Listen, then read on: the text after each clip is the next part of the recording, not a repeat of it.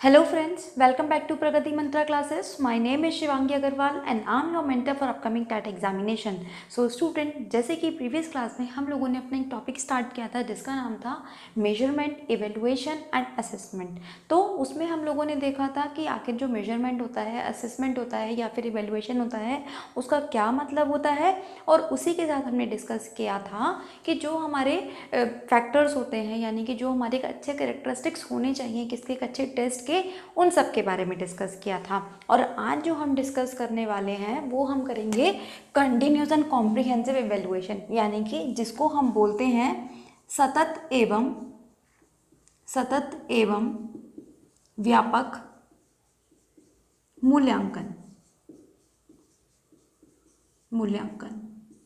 ठीक, अब देखिए हमें कुछ चीज़ें तो यहाँ पे नाम से ही समझ में आ रही हैं कि ये जो सतत और व्यापक मूल्यांकन का मतलब है कि सतत का मतलब ये हमारे पास एक रेगुलर प्रोसेस होगा, यानी कि एक ऐसी प्रक्रिया होगी जो हमारे पास लगातार चलती रहेगी, और एक ऐसी प्रक्रिया होगी जो एक व्यापक रूप लेगी, मतलब जिसमें बच्चे के सारी की सारी चीज़ें जो होंगी वो इन्वॉल्व कर ली जाएंगी। तो ऐसी प्रोसेस को हमने क्या बोला? हमने बोला इसको CCE पैटर्न, जो कि हमने देखा कि कब से ये लागू हुआ था। ये लागू हुआ था RTE 2009 के अंतर्गत। और ध्यान रखिएगा स्टूडेंट्स, जब ये अप्लाई किया गया था सबसे पहले आया था ये 9th-10th क्लास के लिए, लेकिन टाइम के साथ फर्दर चेंजेस होते गए तो फिर ये अप्लाई हुआ 1st से लेकर 9 तक के लिए। लेकिन अगर मैं आज के कंटेक्स्ट में बात करूं तो आज के कंटेक्स्ट में हम इसको देखते हैं 1st to 10th क्लास के लिए। इतनी बात हमें समझ में आई। तो अगर क्वेश्चन पूछा जाता है कि CCE कब से हमारी एजुकेशन में इंक्लूड हुआ, तो ध्यान रखिएगा ये करा गया था 2009 में इंक्लूड। इसके बाद अब हम समझते हैं कि आखिर इस CCE को जब हमने इंक्लूड करा तो इसकी ज़रूरत क्या पड़ी हमें। तो देखो इसका क्या मतलब था? इसका ये मतलब था कि हमारी एजुकेशन में इंक्लूड करा गया ताकि बच्चे का जो डेवलपमेंट है, ठीक, उसको हम होलिस्टिक रूप दे सकें। मतलब पहले क्या होता था कि अगर हम ट्रेडिशनल मेथड्स की बात करें तो वहाँ पे केवल बच्चे की जो स्कॉलिस्टिक जो एकेडमिक चीज़ें होती थी वही देखी जाती थी। लेकिन जब CC पैटर्न आया तो उसने क्या करा, बच्चे का फिजिकल एस्पेक्ट, बच्चे का कॉग्निटिव एस्पेक्ट, बच्चे का मेंटल एस्पेक्ट और बच्चे का इमोशनल, हर एक चीज़ को उसने मेजरमेंट करना, हर एक चीज़ को उसने एवेलुएट करना शुरू कर दिया। क्योंकि जो साइकोलॉजिस्ट थे उनका ये मानना था कि जितने भी टाइप के हमारे डेवलपमेंट होते हैं, चाहे वो फिजिकल हो, इमोशनल हो, कॉग्निटिव हो, ये कहीं ना कहीं आपस में एक दूसरे से रिलेटेड होते हैं। तो इसीलिए क्या हुआ कि CCE पैटर्न लाया गया जिसमें कि बच्चे के सारे टाइप्स के डेवलपमेंट को इंक्लूड करा गया।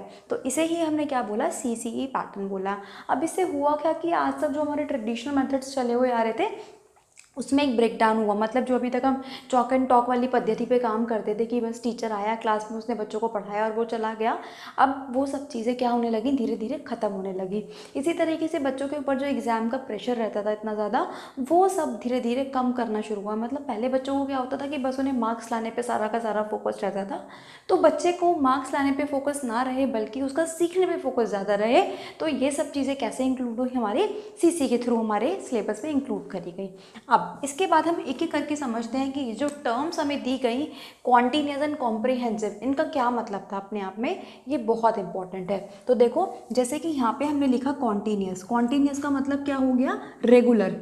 मतलब यहाँ पे क्या होगा कि जो हमारा जो टीचिंग लर्निंग प्रोसेस है, यानी कि जो हमारी शिक्षण और अधिगम की प्रक्रिया है, उसमें क्या होगा? लगातार चेंजेस आएंगे। मतलब इसमें क्या होगा कि पहले क्या होता था हमारे पास कि बच्चे के केवल एक तो छमाई वाले जिन्हें हम कह सकते हैं और एक वार्षिक, वही सालाना जो बोले जाते हैं, वही 2 तरह के एग्जाम होते थे। मतलब या तो हाफ ईयरली होते थे या फाइनल एग्जाम होते थे। अब बच्चा उसमें फेल तो फेल, पास तो पास। लेकिन धीरे धीरे ये सब चीज़ें ख़त्म करी गई। अब जैसे कि अगर हम CBSE के स्कूल्स में देखें तो अब क्या होता है, हमारे पास हमें FA देखने को मिलते हैं। जैसे आपने सुना होगा FA1, FA2, इसी तरीके से आपने समेटिव असेसमेंट भी सुने होंगे, SA1, SA2। तो ये सब चीज़ें हमारे सिलेबस में इंक्लूड करी गई। अब इससे हुआ क्या? इससे हुआ ये कि फॉर्मेटिव असेसमेंट का मतलब क्या होने लगा कि अब हमने अपने सिलेबस को ना छोटे छोटे पार्ट्स में डिवाइड कर दिया। और ज़रूरी नहीं है कि हम जो फॉर्मेटिव असेसमेंट है उनको केवल क्वेश्चन आंसर्स की फॉर्म में लिया जाए, नहीं। अब क्या होने लगा कि जो फॉर्मेटिव असेसमेंट होने लगे ना, इसमें हम बच्चों को एक्टिविटीज़ देने लगे। मतलब अब क्या होता था कि बच्चे के केवल साल में 2 बार पेपर ना लेके हम उसके हर महीने में, या हम कह सकते हैं हर 2 से 3 महीने में उसके एग्ज़ाम होने लगे। तो इससे क्या होने लगा कि बच्चे ने जितना भी पढ़ा 2 से 3 महीने में, अब हम उसका इवेल्युएशन वहीं पे कर लिया करते थे कि बच्चे को जो पढ़ाया जा रहा है क्या उसको समझ भी आ रहा है या नहीं आ रहा। अगर नहीं आता तो क्या करा जाता था, उसमें जो हमारा टीचिंग लर्निंग प्रोसेस है उसमें लाया जाता था इम्प्रूवमेंट, यानी कि हम अपने प्रोसेस में क्या करते थे, हम इसमें करते थे सुधार। ठीक, तो ये किसकी वजह से हुआ, क्योंकि हम लगातार बच्चे को कुछ ना कुछ एक्टिविटी में इन्वॉल्व रख पा रहे हैं। वहीं अगर मैं पहले के टाइम की बात करूं तो वहाँ पे क्या हो रहा था कि बच्चे के 2 ही बार पेपर होते थे, बच्चों को संभलने का या सुधार करने का कोई मौका ही नहीं मिलता था। तो इसीलिए कॉन्टीन्यूअस जो हमारे सिलेबस में था ये ऐड करा गया, ताकि अगर बच्चे को कहीं पे कोई कमी आ रही है, कोई दिक्कत आ रही है, तो वो वहीं के वहीं सॉल्व हो जाए। ऐसा ना हो कि मान लो कि बच्चे को टर्म के स्टार्टिंग में कोई दिक्कत आ गई और अब हुआ क्या कि उस दिक्कत की वजह से बच्चे का ना धीरे धीरे क्या होगा, इंटरेस्ट खत्म होता जाएगा, और एक टाइम ऐसा आएगा आते आते लास्ट तक आते आते कि बच्चे के पास इतना सारा सिलेबस हो जाएगा पढ़ने के लिए कि वो उसे डरने लगेगा। तो जबकि हम कॉन्टिन्यूस की बात करें तो कॉन्टिन्यूस में ऐसा क्या होता है कि मान लीजिए हमने अपने पूरे सिलेबस को यूनिट्स में डिवाइड कर दिया, तो हमने एक यूनिट का टेस्ट ले लिया। अब अगर मान लो कि बच्चे को उसी यूनिट में कुछ दिक्कतें आती हैं, तो टीचर क्या करेंगे, अब अपनी टीचिंग को सुधारेंगे, उस प्रोसेस को इम्प्रूव करेंगे। जब टीचिंग का प्रोसेस इम्प्रूव होगा तो बच्चे की लर्निंग का प्रोसेस भी इम्प्रूव होगा, और जब बच्चे की लर्निंग का प्रोसेस इम्प्रूव होगा तो ये जो छोटी छोटी चीज़ें होंगी, और जब भी हमारी एफ में जो गलतियाँ निकलेंगी वो हमारी कहाँ हेल्प करेंगी, हमें ऐसे में हेल्प करेंगी। तो इसी को हमने क्या बोला, कॉन्टीन्यूअस इवेल्युएशन बोला, जो कि एक लगातार प्रक्रिया में चलता रहता है। अब हम चलते हैं कॉम्प्रीहेंसिव की तरफ। ये जो हमारे पास कॉम्प्रीहेंसिव टर्म है, अब इसका कॉम्प्रीहेंसिव का टर्म का क्या मतलब है कि व्यापकता। मतलब इसमें हमने क्या किया कि बच्चे को जो उसकी शैक्षिक चीज़ें थी और जो उसकी शैक्षिक के अलावा चीज़ें थी, उनको सबको हमने इसमें इंक्लूड करा। जैसे कि अगर हम पहले का टाइम देखें तो हमारे टाइम पे क्या होता था कि एक तो हमारा एकेडमिक रिकॉर्ड होता था और एक होती थी हमारे पास एक्स्ट्रा को करिकुलर एक्टिविटीज़। तो 2 चीज़ें हमें देखने को मिलती थी, एक हमें एकेडमिक्स पोर्शन देखने को मिलता था और एक हमें मिलता था एक्स्ट्रा को करिकुलर एक्टिविटीज़, जिसमें हम देखते थे गेम्स हो रहे हैं या किसी टाइप का कोई कंपटीशन हो रहा है, तो वो सब हमारे इसमें रख दिए गए। अब आप एक बात सोच के बताओ, इसको तो हमने पहले ही बोल दिया कि ये एक्स्ट्रा है, मतलब ये फालतू है, तो क्या ये बच्चे को उतने अच्छे तरीके से बच्चे इस पर ध्यान देंगे? अगर हमें पता है कि हमारे लिए कोई चीज़ सिलेबस के लिए फालतू है, ठीक, तो क्या हम उसको इतना ध्यान से पढ़ने की कोशिश करेंगे? कभी नहीं करेंगे। वहीं अगर कोई सब्जेक्ट है जो आपके सिलेबस में सीटेट के यूपी टेट के सिलेबस में इंक्लूड कर दिया जाए, तो अब आप उसको ध्यान से ज़्यादा पढ़ोगे। तो यही चीज़ हुई हमारी इसके साथ भी कि जो कॉम्प्रिहेंसिव टर्म है इसको हमने अब किस तरीके से डिफाइन करा, इसको हमने 2 पार्ट्स में डिवाइड करा है। एक तो हमने इसको किया स्कॉलेस्टिक में और एक हमने इसको किया को स्कॉलेस्टिक में। को स्कॉलेस्टिक यानी कि शैक्षिक और सह शैक्षिक, शैक्षिक और सह शैक्षिक। मतलब क्या होने लगा यहाँ पे कि एक तो वो चीज़ें हो गई जो हमें क्लासरूम में पढ़ाई जाती थी, और एक वो एक्स्ट्रा एक्टिविटीज़ हो गई जितनी भी सारी की सारी जो कि बच्चे को कहीं ना कहीं फिजिकली स्ट्रांग बनाती हैं, बच्चे को मेंटली स्ट्रांग बनाती हैं, बच्चे को इमोशनली स्ट्रांग बनाती हैं। तो वो सब भी अब हमने इसमें इंक्लूड कर दिया। मतलब अब जो को स्कॉलेस्टिक एक्टिविटीज़ थी वो बच्चे के साथ इस तरीके से जोड़ दी गई कि उनका भी एक वेटेज रख दिया गया हमारे सिलेबस में, हमारे मार्क्स में, कि अब वो भी बच्चे को रिपोर्ट कार्ड में या रिजल्ट में उसके ऐड होने लगी। तो इससे हुआ क्या कि एक तो बच्चों का इंटरेस्ट भी बढ़ा, ठीक है, बच्चे उसको ध्यान से और अच्छे से करने भी लगे। और ये भी देखा गया कि अगर बच्चों का फिजिकल डेवलपमेंट बढ़ता है या इमोशनल डेवलपमेंट बढ़ता है तो बच्चे की कॉग्निटिव डेवलपमेंट में भी चेंजेस आते हैं, क्योंकि ऐसा माना जाता है कि जितने भी हमारे डेवलपमेंट होते हैं वो कहीं ना कहीं किसी न किसी तरीके से एक दूसरे से रिलेटेड होते हैं। तो यहाँ पे क्या हुआ कि जब बच्चे की स्कॉलेस्टिक और को स्कॉलेस्टिक एक्टिविटीज़ को जोड़ दिया गया तो अब हम बच्चे की किस पे ध्यान देने लगे, ऑल ओवर डेवलपमेंट की बात करी जाने लगी।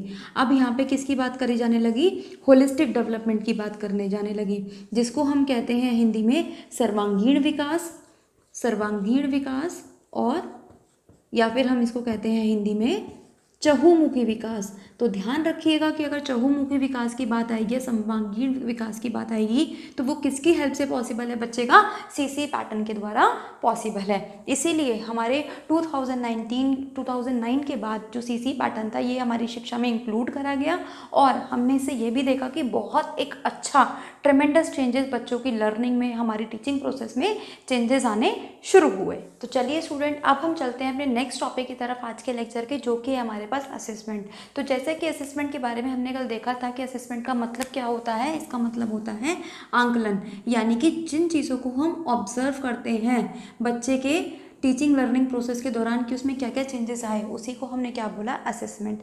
तो अब ये जो असेसमेंट है ये हमारे सिलेबस में हमें 2 टाइप्स का देखने को मिलता है। एक होता है हमारे पास फॉर्मेटिव, यानी कि जिसको हम बोलते हैं रूपात्मक, और दूसरा होता है हमारे पास समेटिव, यानी कि जिसको हम बोलते हैं योगात्मक। अब देखिए, जो आपको अपने स्कूल्स में आजकल के पैटर्न पर FA देखने को मिलते हैं, FA1, FA2, FA3, इस तरीके से आपको 4 FA देखने को मिलते हैं अपने स्कूल में। और वहीं अगर हम समेटिव असेसमेंट की बात करें तो 2 जनरली हमें समेटिव असेसमेंट देखने को मिलते हैं पूरे एक ईयर में, ठीक है। तो अब ये फॉर्मेटिव और समेटिव असेसमेंट क्या होते हैं? देखिए ध्यान से समझिए, जो फॉर्मेटिव असेसमेंट होता है इसका मतलब क्या है कि हमने अपने सिलेबस को छोटे छोटे चंक्स में, यानी कि पार्ट्स में डिवाइड कर दिया और उस यूनिट को पढ़ाने के बाद अब बच्चे को बोला जाता था, उसकी टेस्टिंग करी जाती थी। या फिर हम इसको ऐसे कह सकते हैं फॉर्मेटिव असेसमेंट को कि हमने क्या करा कि बच्चों को ज़रूरी नहीं है कि जब हमें उनका आकलन करना था, उनको ऑब्जर्व करना था, तो केवल हमने क्वेश्चन आंसर्स के थ्रू किया। नहीं, हमने क्या करा, बच्चों को कुछ एक्टिविटीज़ प्रोवाइड करा दी, बच्चों को प्रोजेक्ट दे दिए, बच्चे की प्रेजेंटेशन स्किल्स चेक करवा ली। तो हम क्या कर रहे हैं कि बच्चे को छोटे छोटे स्टेप्स में उसको अपने आगे फर्दर फ्यूचर के लिए तैयार किया जा रहा है। जबकि पहले ऐसा क्या होता था कि पहले बस बच्चे के half yearly exam, final exam, 2 तरह के एग्जाम लिए जाते थे। अगर उसमें बच्चा फेल तो फेल, ठीक। मतलब उसमें क्या होता था कि बच्चे को या तो अपनी गलतियां पता चल पाती थी, और अगर गलतियां पता चल भी जाएं तो उसमें कोई सुधार नहीं हो पाता था। लेकिन जब से हमारे पास ये पद्धति आई फॉर्मेटिव और समेटिव असेसमेंट की, तो अब क्या होता है, मान लीजिए हमने 2 चैप्टर पढ़ाए, अब उसमें अगर बच्चे को कुछ दिक्कत आई तो हमने क्या करा, बच्चे को एसेस करा, यानी कि बच्चे को उस चीज़ के लिए ऑब्जर्व करा और अपने टीचिंग लर्निंग प्रोसेस को चेंज करा। ताकि हमने क्या कर लिया, पहले उसको डायग्नोज कर लिया और फिर एक तरह से उसको रिमेडियल टीचिंग दी गई। तो वो भी कॉन्सेप्ट कहीं ना कहीं हमारा यहाँ से ही निकल के आया, जिसके बारे में भी हम देखेंगे आगे चल के अपनी क्लासेस में। तो ये क्या हुआ, फॉर्मेटिव। यानी कि फॉर्मेटिव का मतलब हमें एक बात समझ में आ गया कि ये कब हो रहा होगा, ये टीचिंग लर्निंग प्रोसेस के दौरान होगा, यानी कि ड्यूरिंग टीचिंग, TLP होगा। अब अगर ये दौरान हो रहा होगा स्टूडेंट्स, तो इसमें क्या होगा, इसमें हमारे पास इम्प्रूवमेंट के चांसेस होंगे। जैसे कि मान लीजिए, इसका बहुत अच्छा एग्जांपल, जब हम घर में खाना बनाना सीखते हैं तो हम क्या करते हैं कि अपने खाने को बनाते बनाते टेस्ट कर लेते हैं, और टेस्ट करने के बाद अगर हमें लगता है कि इसमें नमक कम है या मिर्च ज़्यादा है या फिर मसाले कम है, तो हम क्या करते हैं, उसी टाइम उसमें ऐड कर लेते हैं। तो मतलब जब हमने खाना बनाने के ड्यूरिंग अगर हमने उसको टेस्ट कर लिया तो हमने उसको इम्प्रूव भी कर लिया। इसी चीज़ को हमने क्या बोला, फॉर्मेटिव असेसमेंट। वही अब क्या है, अब हमारा है समेटिव। अब जब धीरे धीरे हमने छोटी छोटी चीज़ों को बनाना सीख लिया, अब हमने क्या करा, उसको हमने चीज़ों को इकट्ठा कर लिया। मान लो कि फॉर एग्जांपल कि बच्चे ने अब क्या करा कि 2-3 चीज़ें अपनी FA के दौरान सीखी। अब हमने क्या करा, उन सबको इकट्ठा करके एक बच्चे का बड़ा टेस्ट लिया गया। यानी कि ये क्या होता है स्टूडेंट्स, ये होता है हमारे पास बिल्कुल एंड में। जैसे कि ये हमारे पास सेशन के मिड में होता था या सेशन में के ड्यूरिंग में हो रहा था, तो ये क्या होता है हमारे पास अंत में होता है। और ये जब अंत में होगा तो ये क्या देगा, केवल हमें परिणाम देगा एक तरीके का, यानी कि ये हमें क्या देगा, केवल रिजल्ट बताएगा। जैसे कि मान लीजिए जब हमारे स्कूल में बोर्ड होते थे, जब 10th और 12th के बोर्ड होते थे, तो उससे पहले स्कूल्स ना अपने लेवल पे प्री बोर्ड कंडक्ट कराते थे। तो जो प्री बोर्ड होते थे वो एक तरह के क्या थे, आपके फॉर्मेटिव असेसमेंट, यानी कि वहाँ पे जो कमियाँ होती थी वो सुधारी जाती थी। आपके जो प्री बोर्ड एग्जाम होते थे स्कूल्स में, वो लिए ही इसलिए जाते थे ताकि जो बच्चों की कमियाँ हैं वो पता लगाई जा सके और बच्चे उसमें सुधार कर सकें या हमारे टीचिंग प्रोसेस को सुधारा जा सके। और जो आपके बोर्ड एग्जाम होते थे वो एक तरह के समेटिव होते थे, क्योंकि अब उसमें आप जो भी आपका रिजल्ट आएगा उसमें आप किसी भी तरीके का कोई चेंज नहीं कर सकते। जैसे कि अगर आपके एक बार 10th और 12th के नंबर मिल गए तो वो मिल गए, अब आप उसमें कोई चेंज नहीं कर सकते, तो वो एक तरह का क्या है, आपका समेटिव असेसमेंट है। लेकिन समेटिव असेसमेंट तक पहुंचने के लिए जो आपके क्लास टेस्ट लिए गए, जो आपके यूटीज कराए गए, जो आपके एफए कराए गए, जो आपके हाफ ईयरली एग्जाम कराए गए या प्री बोर्ड्स कराए गए, वो सारे के सारे कहाँ इंक्लूड हो जाते हैं, हमारे फॉर्मेटिव असेसमेंट में इंक्लूड हो जाते हैं। तो आई होप आपको यहाँ तक की चीज़ें समझ में आ रही होंगी कि आखिर ये फॉर्मेटिव और समेटिव असेसमेंट का मतलब क्या है। अब जब ये फॉर्मेटिव और समेटिव असेसमेंट हमारे सिलेबस में अप्लाई होना शुरू हुआ था, तब जो इनकी वेटेज रखी गई थी स्टूडेंट्स, वो रखी गई थी कि 40% हम फॉर्मेटिव से लेंगे और 60% जो होगा वो हम किससे लेंगे, समेटिव से लेंगे। मतलब अगर हमें 100 मार्क्स का रिजल्ट बनाना है 100% का, तो 40% बच्चे के फॉर्मेटिव से लिया जाता था और 60% बच्चे के समेटिव पार्ट से लिया जाता था। लेकिन अब ये पैटर्न हमारा चेंज हो चुका है, तो ध्यान रखिएगा यहाँ पे कि अब ये जो 40 है ये बन चुका है 20 और ये जो 60 है ये बन चुका है 80%। क्यों? अब देखो, इसका भी एक रीज़न था कि ऐसा क्यों करा गया। मान लो कि किसी बच्चे, जब ये फॉर्मेटिव असेसमेंट हो रहा था, तो होता है ना कि एक बच्चा मान लो कि स्कूल क्लास का हमारी का टॉपर है, ठीक है, तो कहीं ना कहीं टीचर की जो चीज़ें होती हैं वो थोड़ी बहुत, ठीक है, ना चाहते हुए भी कहीं ना कहीं बायस हो जाती हैं। तो उस बायसनेस को कम करने के लिए कहीं ना कहीं क्या करा, हमने इस रेशो को कम कर दिया। अब इससे हुआ क्या कि बच्चे ने जो चीज़ें यहाँ पे सीखी, अब बच्चा उन सीखी हुई चीज़ों को अपने समेटिव असेसमेंट में कितने अच्छे से अप्लाई कर पा रहा है, ये भी यहाँ पे चेक हो गया। इसीलिए हमने इस परसेंटेज को बढ़ा दिया और इस परसेंटेज को थोड़ा यहाँ पे कम कर दिया गया। तो ये थे हमारे पास फॉर्मेटिव और समेटिव असेसमेंट, यानी कि जो हमारे पढ़ाने के दौरान हमसे पूछे जाते हैं वो हैं फॉर्मेटिव, और जो हमारे पास टर्म के एंड में हमसे पूछी जाती हैं चीज़ें वो कहलाती हैं समेटिव। जैसे कि आपने ध्यान दिया होगा कि टीचर्स क्या करते हैं आजकल के, कि जैसे कि हमने मान लो कोई चैप्टर पढ़ाया, ठीक है, मान लो 1 या 1.5 घंटे की हमारी क्लासेस रहीं, तो मैम क्या करती हैं, टीचर क्या करते हैं कि अभी आपने पीछे क्या पढ़ा, आपने पीछे इसको क्या समझा, ठीक है, तो वो चीज़ें आपसे दोबारा रिपीट करवाई जा रही हैं ताकि आपके माइंड में वो चीज़ें एकदम सेटल हो जाएं। तो वो क्या था हमारे पास, हमारा फॉर्मेटिव असेसमेंट। इससे हमें ये पता चला कि जो बच्चा है वो क्लास में कितना अटेंटिव है, कितना ध्यान से चीज़ों को सुन रहा है, कितने ध्यान से चीज़ों को ऑब्जर्व कर रहा है। तो यहाँ पे क्या हुआ, बच्चे का ही चीज़ों का इम्प्रूवमेंट होता चला गया। वहीं अगर हम पहले के टाइम की बात करें तो पहले के टाइम में चीज़ों से कोई मतलब ही नहीं होता था, बच्चे पूरे साल बेचारे पढ़ते रहते थे, अब टर्म के एंड में वो फेल हों या पास हों, बस वही रिजल्ट उनका फाइनल हो जाता था। लेकिन यहाँ पे क्या कर सकते हैं हम, चीज़ें धीरे धीरे इंप्रूव कर सकते हैं। मान लीजिए अगर कोई बच्चा वीक है भी पढ़ने में, तो उसके उस एरिया पे काम किया जा सकता है कि बच्चा क्यों वीक है, या बच्चे को कहाँ पे दिक्कत आ रही है, या हमें अपने टीचिंग लर्निंग प्रोसेस में क्या चीज़ें इंक्लूड करनी है, क्या चीज़ों को एक्सक्लूड करना है, वो सारी की सारी चीज़ें हमें फॉर्मेटिव असेसमेंट से पता चल जाती है। मतलब हम ये कह सकते हैं कि फॉर्मेटिव हमारे पास हमें बच्चे का जो ऑल ओवर डेवलपमेंट हो रहा है उसमें हमारी एक बहुत हद तक बहुत अच्छी तरीके से हेल्प करता है। चलिए स्टूडेंट्स, अब असेसमेंट के साथ ही और आगे बढ़ते हैं जो कि हमारी लर्निंग से रिलेटेड है। आपने आज तक अपने एग्जाम में, सीटेट के एग्जाम में स्पेशली कुछ टर्म्स देखी होंगी, जैसे कि assessment of learning, assessment for learning और असेसमेंट एज लर्निंग। तो आखिर ये तीनों क्या होती हैं, किस तरीके से हम इसमें डिफ्रेंशिएट कर सकते हैं, इन तीनों में क्या डिफरेंस होता है, उसके बारे में देखते हैं। तो सबसे पहले जो हम बात करने वाले हैं वो है हमारे पास असेसमेंट ऑफ लर्निंग। उसके बाद हमें देखने को मिलता है असेसमेंट फॉर लर्निंग, और इसके बाद हमें देखने को मिलता है असेसमेंट एज लर्निंग। तो आखिर इन सब का क्या मतलब है और किस तरीके से ये हमारे को हेल्प करती हैं। तो अब जैसे कि देखो, असेसमेंट ऑफ लर्निंग, इसका मतलब क्या है, अधिगम का आकलन, अधिगम का आकलन। फिर फॉर का मतलब अधिगम के लिए आकलन, अधिगम के लिए आकलन। और एज का मतलब क्या है हमारे पास, एज का मतलब एज इट इज़, हम बोलते हैं ना कि एज इट इज़ कॉपी कर लो या एज इट इज़ ड्रेस चाहिए, तो इसका क्या मतलब है, के समान, यानी कि उसी के जैसा, तो के समान आकलन। अब देखो, इन तीनों में क्या डिफरेंस है बिल्कुल ध्यान से समझेंगे। सबसे पहला है हमारे पास असेसमेंट ऑफ लर्निंग, जो कि हमारा होता था बिल्कुल पुराने टाइम का असेसमेंट। यानी कि यहाँ पे क्या करते थे हम, केवल जैसे कि पहले टाइम में क्या होता था कि टीचर आया क्लास में, उसने पढ़ाया, वो चला गया, ठीक है, उसे कोई मतलब नहीं है कि बच्चे को समझ में आया नहीं आया, बच्चे को कोई इंटरेस्ट आ रहा है नहीं आ रहा है, बच्चे पढ़ भी रहे हैं क्लास में नहीं कर रहे हैं, वो बस क्लास में आए, पढ़ाया और क्लास के बाहर चले गए। और लास्ट में पूरे साल के बाद उन्होंने एक टेस्ट ले लिया, तो वो क्या होता था हमारा अधिगम का आकलन, कि बच्चे ने क्या सीखा क्या नहीं सीखा, बस उसका हमने आकलन कर लिया और उसके बेसिस पे हमने बच्चे को लास्ट में रिजल्ट थमा दिया। तो आप सोच सकते हो ये कुछ कुछ हमें सुनने में कैसा लग रहा है, समेटिव असेसमेंट जैसा लग रहा है, यानी कि क्या हो रहा है एकदम लास्ट में हो रहा है। तो हम कह सकते हैं कि जो असेसमेंट ऑफ लर्निंग है वो किसकी तरह है हमारे पास, समेटिव असेसमेंट, यानी कि योगात्मक आकलन की तरह होता है, जो कि एंड में किया जाता है।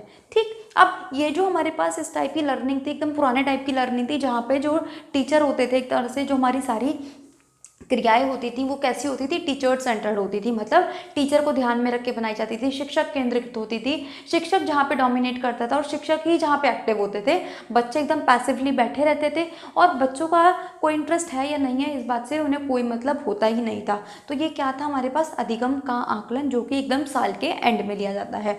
वहीं अब हम चलते हैं असेसमेंट फॉर लर्निंग की तरफ। इसका क्या होता है कि हम क्या करेंगे, अब जो बच्चों का आकलन करेंगे वो हम बीच बीच में, ठीक है, या फिर मैं कह सकती हूँ कि हम जैसे कि अगर मान लीजिए अभी तो जैसे हमारी रिकॉर्डेड क्लास है, अगर हम लाइव क्लास जब इन फ्यूचर में स्टार्ट करेंगे तो अगर आपको मेरे पढ़ाने के दौरान भी कोई दिक्कत आ रही है तो आप मुझसे वहाँ पे पूछ पाओगे और मैं आपको तभी के तभी उसका आंसर भी दे दूँगी। तो इसका मतलब क्या होगा कि हम क्या कर रहे हैं यहाँ पे, अधिगम के लिए आकलन कर रहे हैं, मतलब जो भी हमारे पास अधिगम में हमें दिक्कत आ रही है हम उसी का आकलन तभी तभी करते जा रहे हैं और वही वो दिक्कत हमें वहीं के वहीं ख़त्म भी होती जा रही है। तो इसमें हमारी क्या चीज़ें आती हैं, इसमें आता है हमारा एक तरह से FA। अब जैसे कि यहाँ पे हमारे पास सारी चीज़ें टीचर सेंटर्ड होती थी, लेकिन अब धीरे धीरे चीज़ें चेंजेस होती गई और क्या होता गया कि अब हम टीचर और लर्नर दोनों को इम्पोर्टेंस देने लगे। मतलब अब यहाँ पे हमारे स्टूडेंट्स भी इन्वॉल्व होने लगे। अब स्टूडेंट्स पैसिवली ना बैठ के एक्टिव पार्टिसिपेट करने लगे चीज़ों में, और अगर उन्हें कोई दिक्कत है या उन्हें कोई चीज़ समझ में नहीं आई तो टीचर क्या करेगा, वहीं के वहीं अपनी चीज़ें चेंज कर लेगा। ठीक है, जैसे कि अभी मैंने आपको एक खाने वाला एग्जाम्पल दिया था कि हम क्या कर रहे हैं कि खाने को बनाते बनाते चेक कर रहे हैं, तो हम क्या कर रहे हैं कि जो भी हम डिश बना रहे हैं, जो भी हम आगे के लिए अपने फ्यूचर के लिए तैयार हो रहे हैं, उसको उसमें अगर कोई गलतियाँ हैं तो हम अभी ही उसको चेंज कर दे रहे हैं। इसका मतलब क्या होता है हमारा असेसमेंट फॉर लर्निंग, यानी कि ध्यान रखिएगा जो चीज़ें एकदम अंत में ली जाती हैं वो कौन सी होती हैं, असेसमेंट ऑफ लर्निंग, और जो चीज़ें हमारी टीचिंग लर्निंग प्रोसेस के दौरान की जाती हैं यानी कि ड्यूरिंग द प्रोसेस की जाती हैं वो कहलाती हैं हमारी असेसमेंट फॉर लर्निंग। इसके बाद इसी तरीके से अब हम चलते हैं असेसमेंट एज लर्निंग की तरफ। देखो ये तो था हमारे पास सबसे पुराना टाइम जहाँ पे टीचर सेंटर्ड था। यहाँ पे क्या हुआ, चीज़ें धीरे धीरे शिफ्ट होती गई स्टूडेंट की तरफ, और यहाँ पे क्या हुआ कि सारी चीज़ें हमने जो सारी रिस्पॉन्सिबिलिटी होती थी वो एक तरह से किस पे दे दी, बच्चों पे दे दी। अब यहाँ पे हमने क्या करा, कोलैबोरेटिव वर्क स्टार्ट कर दिया, पीयर ट्यूटोरिंग स्टार्ट कर दी। मतलब अब क्या है कि बच्चे आपस में ही चीज़ों को, ठीक है, आपस में एक दूसरे से सीख रहे हैं और आपस में ही अपनी गलतियों को, ठीक है, जान पा रहे हैं, पहचान पा रहे हैं और उन गलतियों को ठीक भी कर पा रहे हैं। तो इसका मतलब क्या हुआ, असेसमेंट एज लर्निंग, मतलब यहाँ पे उनका आकलन भी हो रहा है और यहाँ पे उनका अधिगम भी चल रहा है। दोनों की दोनों चीज़ें यहाँ पे साथ में ही चल रही हैं। ये मैंने फिर से गलत लिख दिया, यहाँ पे अधिगम आएगा, यानी कि अधिगम के समान आकलन। अब यहाँ पे वो स्टेज आ चुकी है जब अधिगम में और आकलन में कोई डिफरेंस नहीं रह गया। जैसे कि इसको आप ऐसे समझ सकते हो कि यहाँ पे हमारे पास अधिगम था, यहाँ पे हमारे पास आकलन, दोनों चीज़ें एकदम अलग अलग थी, लेकिन अब यहाँ पे क्या हुआ, धीरे धीरे चीज़ें क्या हुई, थोड़ी थोड़ी पास आनी शुरू हो गई, दोनों में चीज़ों में इंटरेक्शन होना शुरू हो गया, अंत्यक्रिया होनी शुरू हो गई, और यहाँ पे क्या हुआ, दोनों की दोनों जो चीज़ें थी वो हमारी एकदम सेम बन गई, यानी कि जो हमारे पास अधिगम और आकलन था वो क्या हो गया, एकदम सेम हो गया।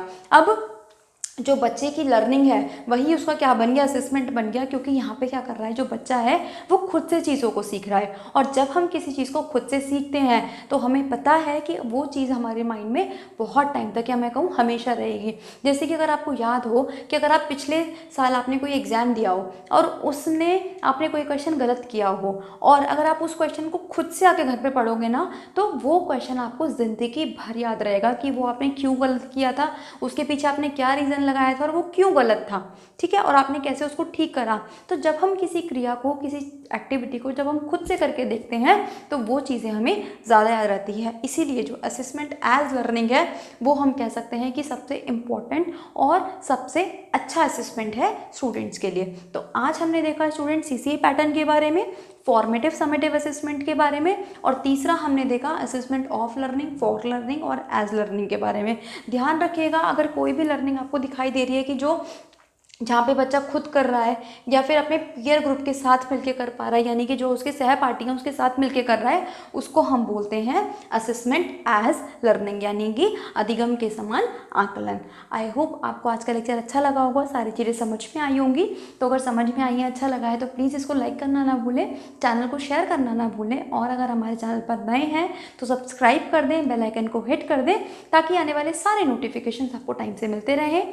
तो मिलते हैं इसी चैप्टर के नेक्स्ट पार्ट में कुछ और नई चीज़ों के साथ। तब तक पढ़ते रहिए। All the very best.